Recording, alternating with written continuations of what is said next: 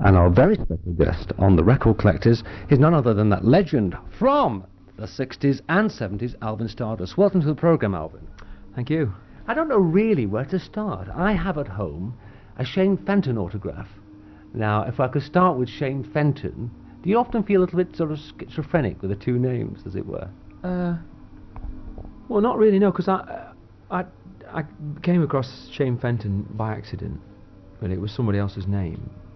And then I got that, and then somebody else thought of the name ALVIN Stardust, and I've just sort of picked up the names and latched onto them, and they've all meant more than I thought they were going to mean. You know, the product that we released sold more than I thought it was going to sell, and we ended up in the deep end, really. I had to live with it all. I gather Fenton came from a garage in Mansfield, is that right? Yeah, well, I joined a band as a kind of a co-singer and roadie. In about 1960, and they were called Johnny Theakston and the Tremolos, which has nothing to do with the later Tremolos. And Johnny was the lead singer with them, and he took ill and died, and he'd already thought of the name Shane Fenton, and we'd actually been looking around for a name, an American sounding name, and we'd got Shane off the back of some record, a Gene Vincent record. Somebody, Alan Shane or Ricky Shane or somebody, had written a song for him. And then we couldn't think of a second name. And one day we were driving along, we were looking at things like shop names, and we thought Shane Smith, Shane Wilson's, and somebody saw Shane Fenton, and we thought it sounded like, you know, a good name to use. So that's how the name came about. But then Johnny had made a tape of himself singing with the band and sent it to the BBC. And when it came back, Johnny had already died. So really there was no Shane Fenton. But his mum came and asked us if we'd go and do the broadcast that they'd asked to do. So I did and took the name. So sort of fate took a hand there, really, and the name Shane Fenton. You weren't born in the north. You were actually born, was it Muswell Hill originally? And you moved north when you were just a child, very young. Yeah, all my family are from London. My mum had, my mum's mum had something like 15 children, and my dad's mum had about, I think it was about 9 or 10 or something like that. And they were quite big families from sort of the eastish end of London, and I think they got bombed out in the war or something, and they moved to Hinckley, and then they got bombed out again, and they moved to Muswell Hill, and I was born in Muswell Hill Maternity Hospital after the war. What do you consider home? Where's home to you? It's funny, I thought about that the other day, and right at this moment, I don't really feel like anywhere. I feel a bit of a nomad because I've always been around. I've always travelled a lot. I lived in Liverpool for a long time. I lived in Mansfield for a long time. I've lived in London for years. I've lived in Paris. I've lived in Barcelona. I've lived in Amsterdam. I've lived in Tokyo. I've lived in New York.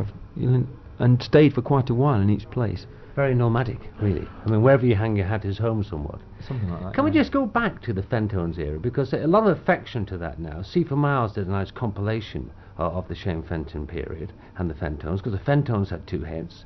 I think it was 4 or 5 hits. The first one was I'm a Moody Guy, wasn't it? Back with 5'2" Eyes of Blue, which was, am I right, saying that was originally going to be the A-side of the record?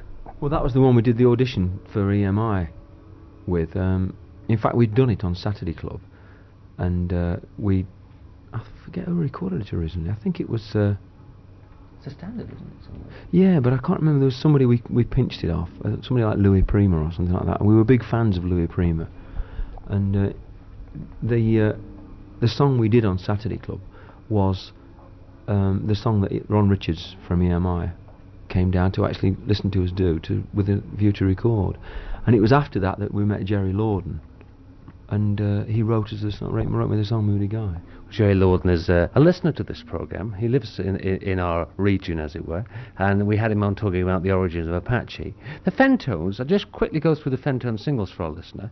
I'm a Moody Guy originally now on Parlophone. The original red label Parlophone is now in mint condition, fetching £6, would you believe? And then Walk Away, back with Fallen Leaves on the Ground, again about the same price. All those early records, right through to Hey Lulu, back in '64, are all £5 or £6 each. Very collectible with collectors, the Fenton's period and the singles. And like you had an LP on Contour, was it called Good Rocking Tonight, which was going to be issued and was never issued. That's right, yeah. I think we were with Magnet Records at the time, and I'd become Alvin Stardust. And it was some tracks actually that were recorded at Joe Brown's studio. And Joe sort of produced and A&R'd the whole session. And then this company wanted to release the single, and Michael Levy, who owned Magnet Records, put a block on it and said, no, it's just cashing in on... Because I think they were going to use the name Alvin Stardust, original Alvin Stardust, which would have been unfair anyway. So it was never out. Alvin Stardust, the origin of the name I've heard, it said that it came from a cross between Elvis Presley and Gene Vincent, Al and Vin, and Stardust, a bit of Ringo Starr and a bit of dust added for magic. Is that true story, or is it just man, myth and magic? No, that's absolutely it. Peter Shelley, who wrote the song and produced me in those days, as we know. Yeah, and he and Michael Levy wanted to think of a name for me, because they thought Shane Fenton was a bit passé, which I don't know if it was or not, but they thought it'd be difficult getting plays on the radio with it. So I mean, it didn't mean anything to me.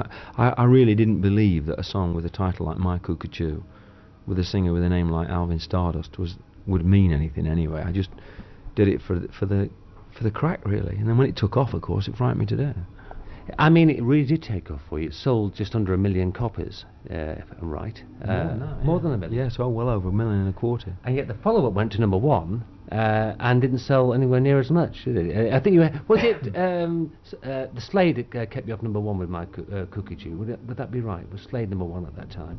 I can't remember. I know they were among the bands that were around. Actually, it was a good time, because it was almost like going back to the 60s when we used to tour, and you'd get lots and lots of bands working on the same show. And then Jealous Mind and Red Dress and... yeah, and we all seemed to be getting up records in the charts at the same time. All the bands, there was Sweet and Slade and Mud and Gary and all that ilk of bands. And we were always ending up in Musikladen in Germany, or in Top Pop in Holland or somewhere, or in New York, and doing shows all on the same bill.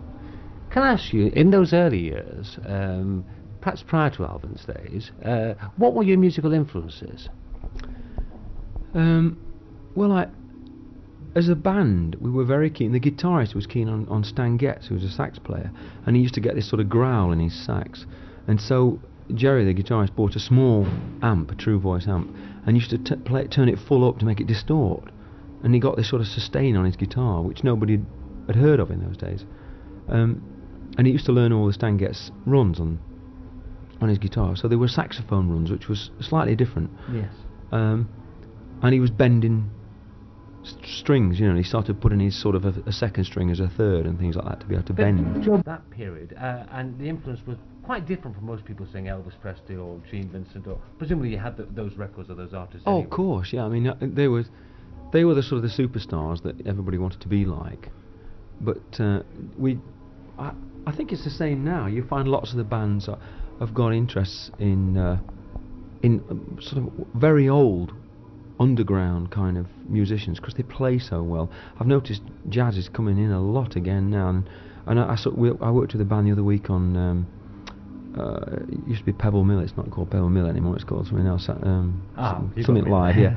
And there was a band on there, and they were playing all Louis Prima songs. They played Bonacera, which was one of the first songs I ever did, and that was a Louis Prima song. Louis Prima and the Witnesses were a sort of a club band in Vegas, and they used to play all night long. Do you listen much to music now? I mean, in your spare time? Quite a lot, yeah, quite a lot. And what sort of modern music are you into, would you say? Oh, I think the music now is the best it's been for years. I mean, the productions are so good now. I mean, I love Quincy Jones's productions. I mean, Michael Jackson makes great records. I like everything from Dire Straits and Genesis through Terence Trent D'Arby and Huey Lewis and the News. Oh, yes. I like Spandau. I like just so much stuff that's around. It's good. I like Curiosity. And you had a hit a while back now. I feel like Buddy Holly. Was that the right track? Yeah. I remember getting a preview copy of that, and we playing it. There was the guy who was promoting that time, who sent a slip round to disc jockeys and asked them would they give it airtime. I know that Chris and myself did, and it became to be honest with you, we thought it was a great song, but we do play sort of music which some people might say are stars, well, not quite, no longer getting them on hit records, and we were delighted one of the people to play it, and then Pretend happened after that, and you sort of like... No, the other so way it was around. the other way around. What happens? You're right. What happens is you find that people get bogged down in their own territory a lot of the time. I mean, I signed with Stiff Records in '81. Yes. And we did Pretend, and it went to, I think it was about number 5 over here. We went to number 1 in about 6 territories around the world. And then we had Wonderful Time Up There, which went to number 1 again in in about 3 or 4 other territories. Then we did Weekend as an old Eddie Cochran song. Marvellous track, yes. And Dave Stewart did all the keyboards on that for us. And then we had about 5 or 6 tracks with Stiff that went... We had about 3 or 4 number 1s with them in that early period. And then in '85 or 6, I think I signed with Chrysalis. And we did Buddy Holly, and that went to number 1 in 2 or 3 territories. We had another one, and then we did I Won't Run Away, which is another number 1. In England, I think it went to number 7, and I think I Won't Run Away went... I think I Won't Run Away sold more anyway. We went silver in about 3 weeks. And we got... and then we did So Near to Christmas, which again went top 20 for us. We did... in fact, I had I Won't Run Away and So Near to Christmas in the top 20, and both in the same week, which was about 18 months ago. And we... I've really been lucky, because over the last 20 years I've not really had a year without having at least one top 5 hit, or actually generally 2 or 3 what's your favourite of all the records you've recorded? And that's a very hard question, like Desert Island Disc, but you can name 1 or 2 if you like, but what are the ones that you get a bit of personal satisfaction listening to now? Well, I did like Buddy Holly. It was just a great melody. Yes. And we did a keyboard arrangement of a Todd Rundgren song, which you'll never heard of because we never released it. But I also did a track on a Stiff album that we did. I don't know if that was released over here, but it was written by Dave. Oh gosh, the guitarist who did. Mason was it? No. From he lives in Wales. What's the studio called? Rockville. You know the studio? Oh, Edmonds. Dave Edmonds. Yeah. Nick Lowe and Dave Edmonds wrote a song for me, and I did that. That was great. It was just a cracking song. It's sort of an off-beat country song. Anything planned for the immediate future after the pantomime season's over? Well, I've deliberately had a year off recording,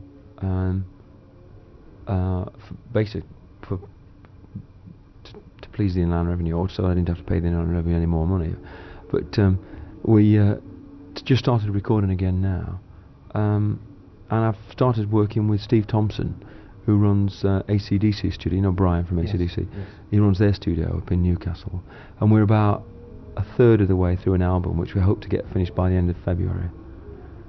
And then I finished work here, and I've got a TV program I've written for a friend of mine, which I'm co-producing, which we're doing for America, which I've got a 4-day shoot in sort of last part of January, and then I go on tour with Godspell through till mid-July with an Anglo-American company, and then I go to I've been offered a farce, a musical farce for the autumn. I've got to do all the TVAM programs I've been doing, which at the moment are on strike, but as soon as I get back to work again, we're doing those every Sunday. So. Thanks, Alvin. I think what we will do now is actually play some of the tracks. I'm hoping that we get the chance to talk again, because I want to talk about your association with Liverpool groups, in particular your association with a very famous Ringo Starr and his group, Roy Storm and the Hurricanes, which I was reading about in Record Collector the other month. But as you do on stage in about 3 minutes from now, I think what we'll do is dive and play some of the greatest hits of Shane Fenton and, of course, ALVIN Stardust. Thanks a lot, Alvin. Cheers, thank you.